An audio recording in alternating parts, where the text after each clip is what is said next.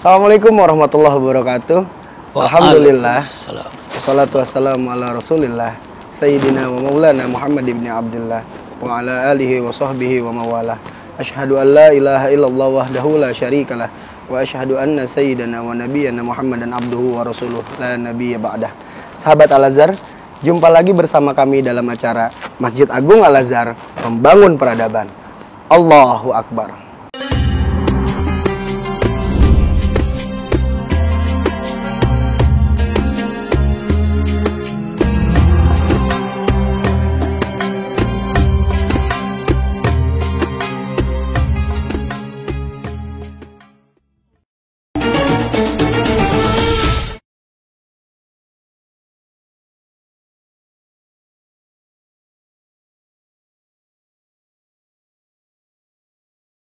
Tema kita pada kali ini adalah tahsin ibadah, yang alhamdulillah narasumber kita sudah berada di tengah-tengah kita, yaitu Dr. Andes Haji Risdin Zain Said. Assalamualaikum Pak Haji. Waalaikumsalam warahmatullahi wabarakatuh. Bagaimana kabarnya Pak Haji?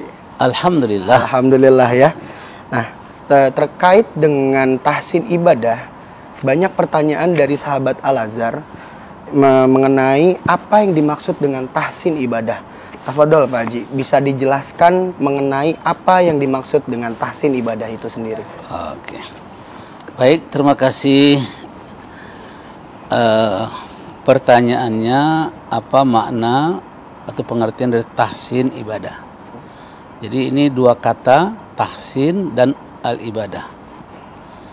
Ya, keduanya bahasa Arab ya. Ya. Nah, tahsin itu biasanya digunakan di kalangan orang-orang yang belajar membaca Quran, atau para qori gitulah. Ya.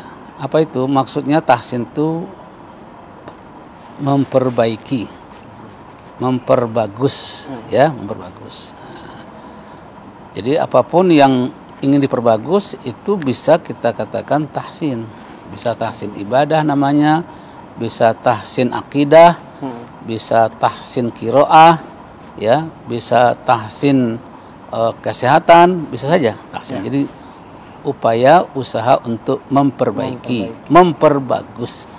Mungkin sudah bagus tapi diperbagus lagi. Ya. Ya, gitu.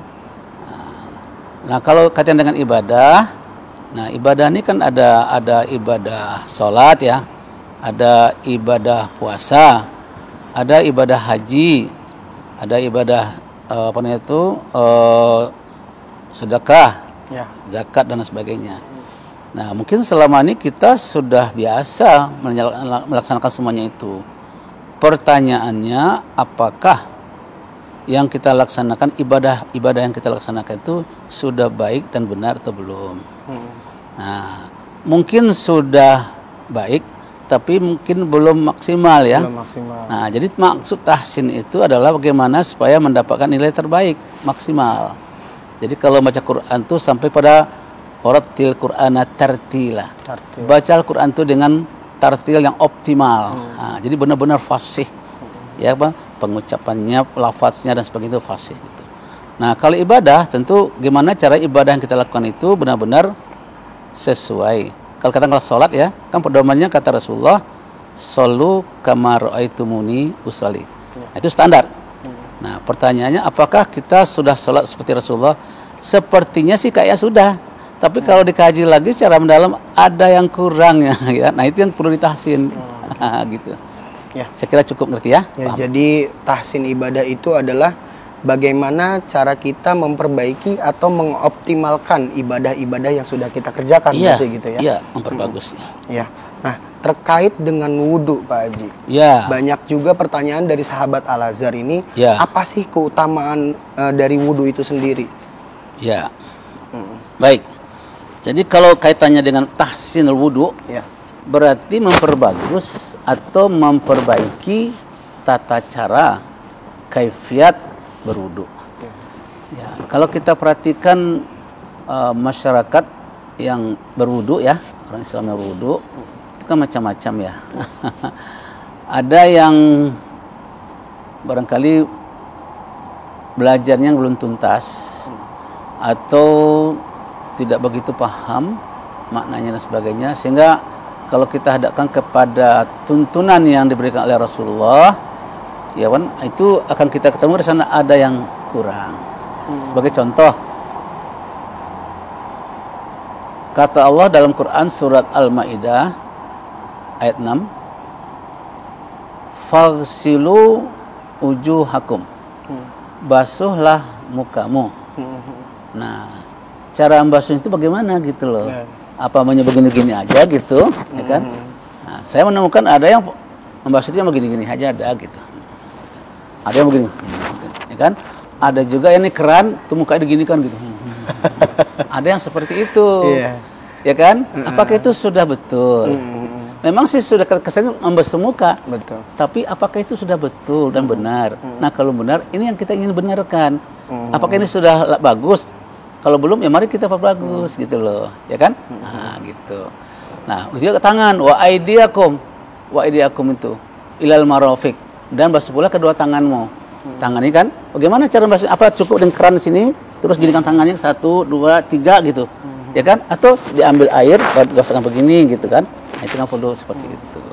Jadi wudhu itu kelihatannya sepele, tapi dia sangat menentukan kualitas sholat kita nantinya, ya kan? Nah, atau ibadah kita.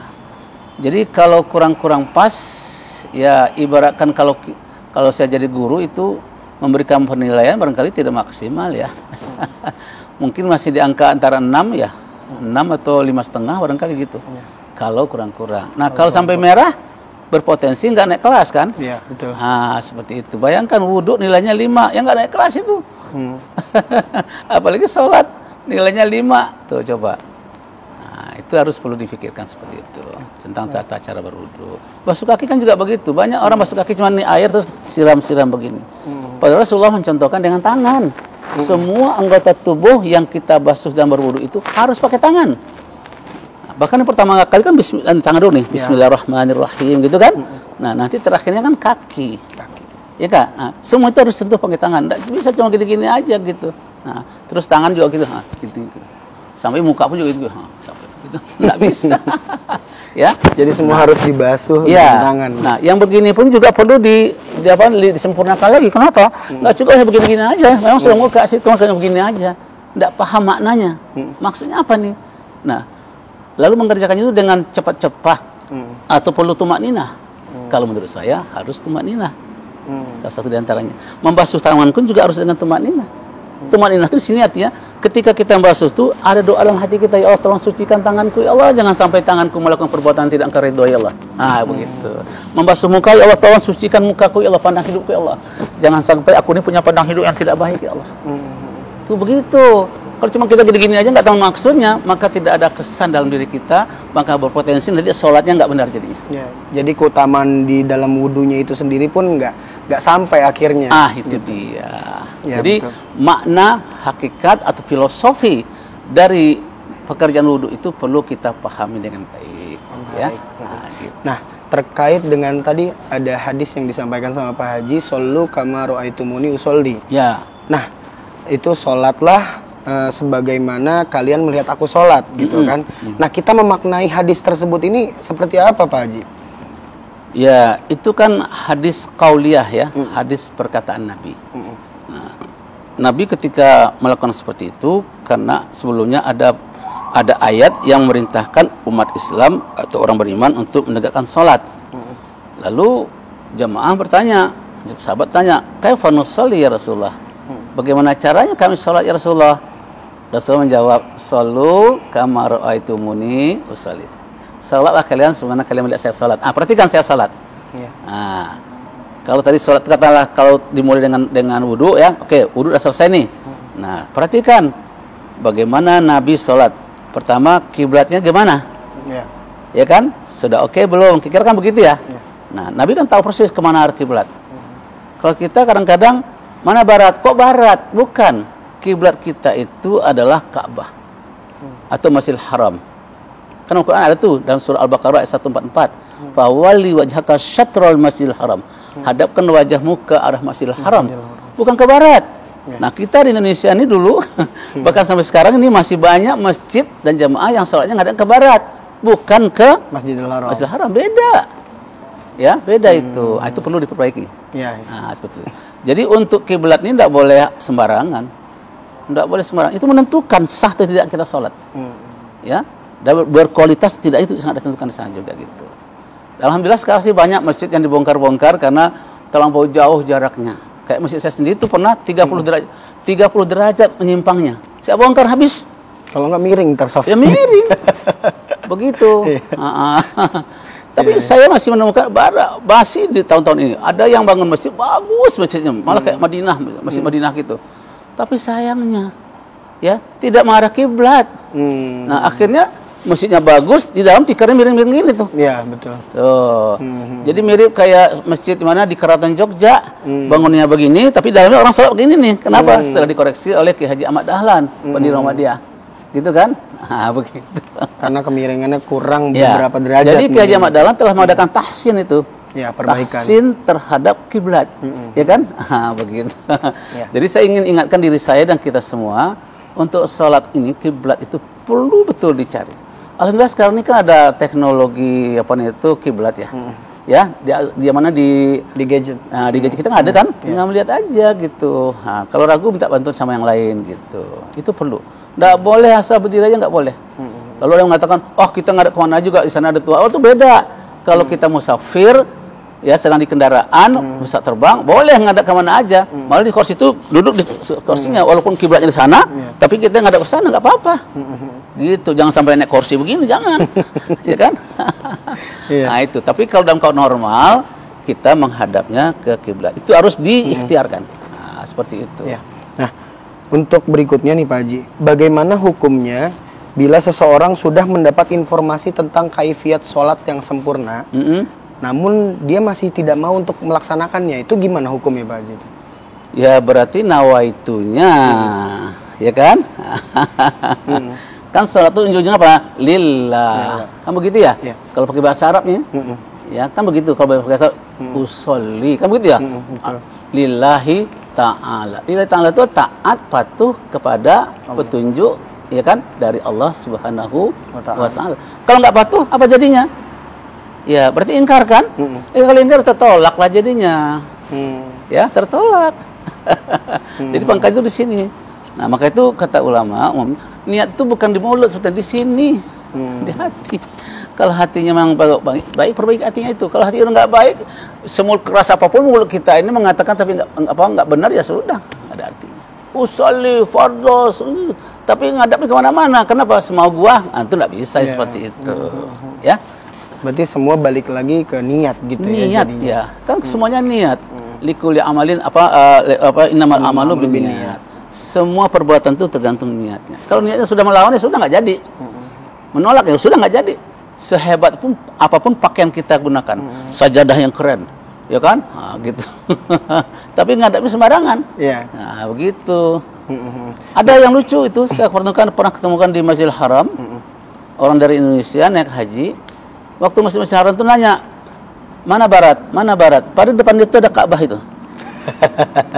Ya. Jadi acuan dia barat gitu ya. Dan dia tidak mau sholat ngadap ke Masjidil Haram. Bukan ke Ka'bah. Ke Ka'bah. Ngadap ke barat. Subhanallah. Lah kalau dengar ke barat berarti ke belakangnya Ka'bah jadinya. Iya, betul. Oke. Nah, terkait dengan teknologi nih Pak Haji. Saat ini kan perkembangan teknologi itu terjadi begitu cepat dan begitu pesat gitu ya. Nah, yang pada akhirnya membuat seseorang itu tidak bisa lepas dari gadgetnya.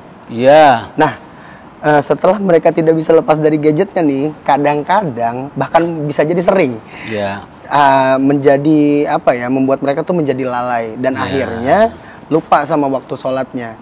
Nah, bagaimana pandangan Pak Haji terhadap fenomena yang terjadi saat ini? Ya, saya kira ayat tentang ini insya Allah ya semua orang Islam khususnya termasuk anak kecil paham banget itu. Allah mengatakan fawailul lil musallin.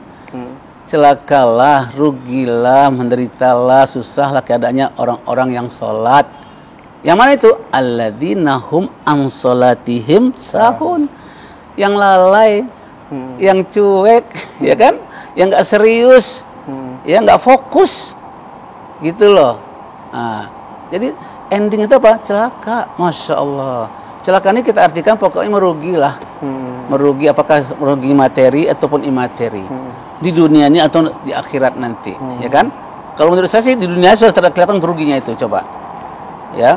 Air sudah dipakai. Udah pakai sarung segala macam gitu kan. Tapi nggak bermanfaat sama sekali. Buat apa itu? Ya kan? Nah, barangkali lebih baik baju yang biasa-biasa aja, tapi sholatnya begini kan, khusyuk, serius, fokus gitu ya. Nah, gitu. Jadi kata-kata khusyuk dalam ayat-ayat Quran itu biasanya diartikan sungguh-sungguh. Kata Al-Quran dalam surat Al-Baqarah ayat 45, wasta'inu bis-sabri was-shalah wa innaha lakabiratun illa 'alal khashiin. Ya kan? Minta tolong kepada Allah, minta bantuan kepada Allah, berlindung kepada Allah dengan sabar dan salat. Nah, wa innaha, sesungguhnya salat itu lakabiratun, berat. Berat. Illa 'alal khashiin, kecuali bagi orang yang sungguh-sungguh. Nah, tapi umumnya kita baca terjemahnya khusyuk. Itu khusyuk masih bahasa Arab itu. Nah, cuman orang suka mengartikannya, oh, khusyuk itu artinya fokus. Iya. Nafas semua kali tak kedengaran lagi tuh. Nggak terasa lagi bernapas itu. Ya kan? Jadi kayak orang pingsan jadinya. Enggak begitu. Nabi pun juga enggak begitu banget, Nabi, ya. Nabi kalau lagi sholat tuh kadang dengar suara orang dadah gini, "Assalamualaikum." Dijauh Nabi pakai tangan begini, tuh. Lu enggak salam enggak, cuma gitu. Nah, itu berarti Nabi tetap fokus dia. Cuma kadang memberikan salam, "Assalamualaikum ya Rasulullah." Enggak bilang "Waalaikumsalam, ntar ya gue lagi sholat." Enggak ada begitu, enggak. Ya? Iya. Bahkan Nabi sedang sholat nih, ruku atau sujud. Sedang sujud, datang cucunya naik ke punggungnya. Dia diemin aja tuh. Didiemin aja. Walaupun seperempat jam nih ruku sujud nih lamanya. Tuh cucu main asik terus sana. Tetap dianggap itu fokus. Ngerti ya? Nah, tapi kalau orang, wah ini mengganggu nih, orang khusyuk. Enggak, tetap itu sungguh-sungguh dia. Ya kan? Kenapa? Salah satu misi ajaran sholat itu apa? Tanha anil fahsya wal munkar. Jangan sampai orang sedang sholat kok buat kejahatan sama anak-anak. Masa anak-anak sedang di sini dibanting begitu? Hah? Cucu lagi? Enggak. Dibiarkan. Nah, gitu. Ya. Itu berarti tidak mengganggu nilai dari sholat itu sendiri. Enggak. Jadi yang dikatakan Allah itu udah jelas waktunya nih. Kan waktu ada enggak ada masalah. Dia bisa kerjakan, tapi antar aja lagi asik nih. Itu namanya melalaikan. Bahkan termasuk melalaikan, maaf. Itu dalam surat An-Nisa ayat 43 ada perintah dari Allah, la taqrabus shalah wa antum sukara hatta ta'lamu ma taqulun. Janganlah kau dekati salat dalam keadaan mabuk sampai kamu mengerti dengan apa yang kamu ucapkan. Artinya, kalau kita salat, apa yang kita ucapkan itu harus mengerti. Kalau kita tidak mengerti itu namanya termasuk lalai. Ya, dan kita statusnya mabuk ketika itu. Ini ngomong Al-Quran loh. Silakan buka surah An-Nisa ayat 43 itu. La taqrabus shalah wa antum sukara. Sukara itu artinya mabuk. Enggak sadarkan diri. Nah, orang kalau ngigo, kalau lagi mabuk ngomongnya gimana? Ngelindur. Asal ngomong aja gitu kan. Nah, paling konsentrasi kata imam Allah nanti amin, paling cuma itu aja. Apa selanjutnya nggak ngerti dia, bahkan amin pun nggak ngerti dia. Jadi menurut saya bacaan sholat itu pun harus dipahami dengan baik. Itu yang maksud dengan lakabiratun, berat itu. Tapi kalau bagi orang yang sungguh-sungguh niat banget nih, niat banget untuk sholat, kecil. Jangankan Al-Fatihah, jangan baca sholat. Al-Quran 30 juz bisa dihafalin, bisa ngerti dia. Percaya nggak tuh? Ada nggak yang begitu? Ada. Anak kecil lagi, lebih kecil dari. Masya Allah. Itu. Iya, Masya Allah. 7 tahun, 8 tahun sudah hafal 30 juz. Hafalnya tidak hanya itu aja. Halaman sekian, baris kesekian, pojok kanan, pojok kita, semua dia itu. Masya Allah. Betul. Oke. Nah, Pak Haji, apakah Pak Haji pernah menganalisa berapa lama sih waktu sholat yang sempurna itu? Apakah dari bacaan suratnya, ataukah dari gerakannya, atau ada hal lain? Ya. Kalau kita merujuk kepada tempo bacaan dalam Al-Quran, itu ada 3 macam ya. Pertama namanya at-tahqiq. Yang kedua adalah hadar. Yang ketiga adalah tadwir. Kalau tahqiq itu membaca Quran dengan pelan sambil menghayati maknanya. Ya. Pelan sambil menghayati maknanya. Tuh. Ya, kira-kira gini. Bismillahirrahmanirrahim. Itu pelan itu namanya. Itu namanya tahqiq. Selain baca ngerti. Bacaannya benar, lafadznya benar, apa yang diucapkan ngerti. Tuh gitu, ya. Nah, kalau hadar itu cepat dia. Ya, cepat. Dia tidak melanggar tajwid, tidak. Panjang pendek tidak dilanggar. Ya kan? Cuman katakanlah yang seharusnya kada seperti mad jaiz, ya mad jaiz itu bisa 2, bisa 5, bisa 4, bisa 6 gitu ya, atau 5 gitu kan. Seperti ya mad jaiz itu bisa 2, bisa 4, bisa 5. Nah, dia karena terburu-buru bacanya ya 2 aja terus gitu. Ya. Orang kalau baca Quran ada ketentuan, sekali dia mempraktikkan 2 harakat, kalau ketemu mad jaiz, ketemu lagi 2 lagi. Iya. 2 lagi gitu. Enggak boleh 2, 4, enggak boleh. Nah, begitu juga dengan mad arid lis sukun. Ya kan 2, 4, 6. 2 terus, 4 terus, 6 terus gitu. Nah, ini yang hadar nih kayaknya yang 2 aja gitu. Nah, dan ketika bertemu dengan mad wajib tetap dia harus 5. Ya, ketika bertemu dengan mad lazim mustaqal kalim ya harus 6. Tuh begitu, ya kan? Cuma agak cepat. Nah, seperti Bismillahirrahmanirrahim. Alhamdulillahirabbil alamin. Itu kan cepat itu. Cepat. Ya enggak? Nah, yang begini apakah dia bisa menghayati apa yang dibaca? Nah, tipis kemungkinan. Hafal dia. Betul bacaannya. Cuman sempat nggak terhayati, terkomunikasikan dengan hatinya apa yang dibaca itu dia ngerti. Masih diragukan seperti itu. Orang Arab pun belum tentu seperti itu. Ini orang Arab nih. Ya kan? Dan jamaah tuh diberikan waktu juga nggak untuk menghayati juga gitu deh. Iya. Karena kan seorang imam itu membacanya juga cepat gitu kan. Kalau nak tadwir itu antara cepat dan lambat. Ya kan? Nah, seperti kita perhatikan umpamanya Abdurrahman As-Sudais, ya kan? Jadi imam di Masjidil Haram. Ya, atau sama lagi nih Abdurrahman Al-Huzaifi. Nah, itu begitu. Alhamdulillahirabbil alamin. Ar-Rahmanir-Rahim, gitu kan? Nah, karena seperti itu bisa kita masukkan namanya apa itu at-tadwir. Nah, itu tempo. Nah, sekarang soal lama cepatnya. Pertama, kalau untuk sholat ya, menurut saya lebih setuju menggunakan at-tahqiq. At-tahqiq. Ya. Nah, atau paling tidak bacanya sesuai dengan apa itu at-tadwir tadi itu yang sedang tadi itu. Cuman harus ngerti bahasa Arabnya nih. Ya, nanti ada karena kalau orang ngerti itu kan nanti ada intonasinya ya. Ya kan? La a'budu, jelas la a'budu, enggak begitu. Tegas la a'budu ma ta'budun wala gitu loh. Ada pada penekanan di sana gitu. Nah, kita bisa ngerti orang tuh ngerti bahasa Arab tidak, nanti coba perhatikan bagaimana dia jadi imam. Gimana tekanan-tekanannya itu gimana? Nah, gitu ya. Nah, seperti itu. Nah, sekarang soal lamanya sholat tergantung surat apa yang dibaca. Kalau sekali baca Al-Baqarah ya nggak selesai itu. Nah, kalau mau paling cepat ya, ada surat yang paling pendek kalau baca surat ya, namanya surat Al-Kautsar. Bukan. Yang paling cepat itu adalah Al-Ikhlas. Al-Ikhlas itu jumlah hurufnya 44 huruf. Ya, Al-Ikhlas ini. Nah, yang kedua adalah Al-Kautsar. Al-Kautsar ini jumlah hurufnya paling sedikit, 42 huruf. Cuman bacanya lebih lama dibandingkan dengan Al-Ikhlas. Nah, kenapa? Karena di Al-Kautsar itu ada gunnah. Inna a'tainakal kautsar gitu kan. Fasholli li rabbika wanhar. Itu menghabiskan waktu sekitar 7 detik.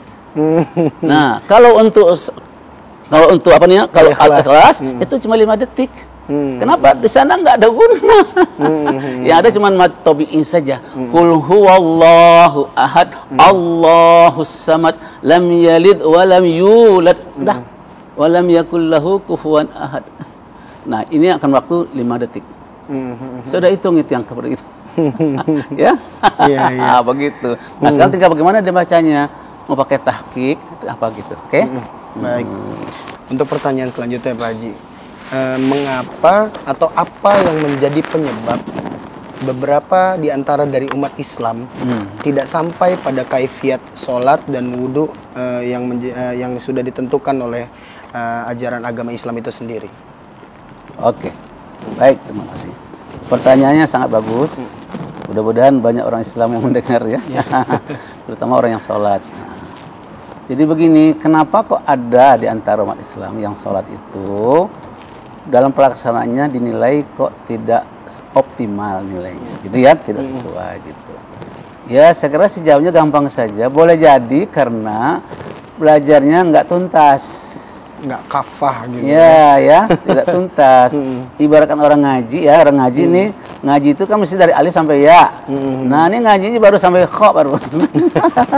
Baru kaf, ya kan? Iya. Jadi belum tuntas ngajinya gitu loh. Nah, terus yang kedua boleh juga jadi karena memang daya pikirnya, daya serapnya yang barangkali memang juga susah, ya kan? Atau memang tidak punya kesempatan yang baik untuk belajar. Dia hanya niru orang aja, lihat orang gitu. Kayak anak kecil anak kecil sholat gitu kan. Orang ruku, dia ruku, orang sujud, ya kan? Dengan segala kekurangan dan kelebihannya. Kan begitu. Nah, kalau saya sih menyarankan kalau memang untuk sholat ini kan sebenarnya perintah dari Allah. Bukan dari Pak Presiden, bukan dari Bupati, bukan dari Menteri, tapi dari Allah. Allah yang menciptakan kita, Allah yang menghidupkan kita, Allah yang sangat sayang, cinta dan kasih sayang sama kita. Kita diberinya rezeki, diberinya udara yang segar nih. Coba, andai kata ini udara cepet nih, coba apa yang terjadi? Lapar semua nih, tuh, ya kan? Hah? Ya, kenapa kita tidak berterima kasih, ya kan? Dan sholat itu tujuannya bukan untuk Allah. Allah nggak penting apapun. Nggak satu pun orang sholat di dunia ini Allah nggak akan kurus-kurus, nggak akan sakit hati, ya, nggak akan kecewa. Justru kita ini nanti menjadi masalah nanti. Nah, jadi salah satu manfaat sholat itu kan dapat memberikan daya tahan tubuh yang kuat buat manusia pelaksanaannya, ya kan? Dari kata-kata yang thayyibah dalam sholat itu kan itu semuanya adalah vitamin. Itu semuanya adalah dinamo yang mampu menggerakkan daya tubuh kita ini, gitu loh. Orang kalau udah sholat, kalau orang ngerti ini, masya Allah, yang tadinya lemah tuh bisa semangat dia, ya kan? Tapi kalau orang nggak pernah sholat, ya Allah, angin lewat aja udah mencer-mencer dia. Ya, nah, jadi saya kira karena itu tadi. Tapi saya yakin, ya, kalau para ulama ya, atau para guru-guru, ustazah, ada keinginan yang lebih baik untuk membantu, saya ulangi, membantu saudara-saudara yang sholat supaya lebih berkualitas. Dia bisa adakan tahsin, ya kan, tahsin, kita supaya sholatnya lebih bagus, gitu, ya. Nah, cuma dengan catatan, saya pernah menemui ada guru ngaji, dia mengajarkan ngaji, tapi ketika dites kok jadi perlu ditahsin lagi gitu. Ya kenapa? Jadi tahsin itu memang yang idealnya gurunya adalah guru yang punya sertifikat, dalam arti kata dapat pengakuan ya. Ada sanadnya gitu loh. Ya, ada sanadnya itu. Kalau nggak ada sanad itu masih diragukan, teruji dia. Betul. Ya, dia kira-kira kalau nyebut ain itu ain atau ngain gitu loh. Gitu ya. Udah jauh beda itu artinya. Nah, bayangkan seorang guru yang ikhlas nih ngajarkan ngaji, Bismillahirrahmanirrahim, Alhamdulillahirabbil alamin. Waduh, dia ikhlas loh ngajarnya. Cuman ngucap begitu. Ya kan? Nah, ini guru seperti kan perlu, saya kira nggak lulus nih. Kalau dia tes sebagai guru qori, nggak bisa. Karena mengucap ain itu susah dia. Nah, begitu. Ada juga yang nggak bisa mengucap jim, ada jim susah. Ya. Jim itu kalau dijadikan apa? Qalqalah sugro aja. Susah banget. Ajrun, ya. Aja. Susah banget itu, ada yang begitu. Jadi perlu ada seleksi, ya. Nah, jadi gurunya juga harus berkualitas. Gitu. Jadi saya sih mengharapkan, dan juga ya harus ada yang berpikir ke sana lah. Harus menyadari ternyata di kalangan umat ini ada yang sholatnya masih terlalaikan. Itu bisa jadi karena ya apa nih ya, dia sendiri tidak menyadari. Yang kedua karena tidak ada yang mengingatkan. ya kan? Dan tidak ada yang membimbing juga. Iya, itu. Gitu. Dia cuma ngarap dari Allah saja. Kapan Allah kalau kita nggak ada ikhtiar, ya kan? Harus ikhtiar dari kita sendiri. Nah, untuk upaya nih Pak Haji, kira-kira upaya apa yang bisa kita lakukan untuk terus memperbaiki kualitas sholat kita itu sendiri? Kualitas sholat? Iya, kualitas sholat itu. Kalau secara personal, ya kalau belajar sendiri ya, otodidak ya gitu ya. Kalau saya sering menganjurkan supaya yang bersangkutan banyak membaca.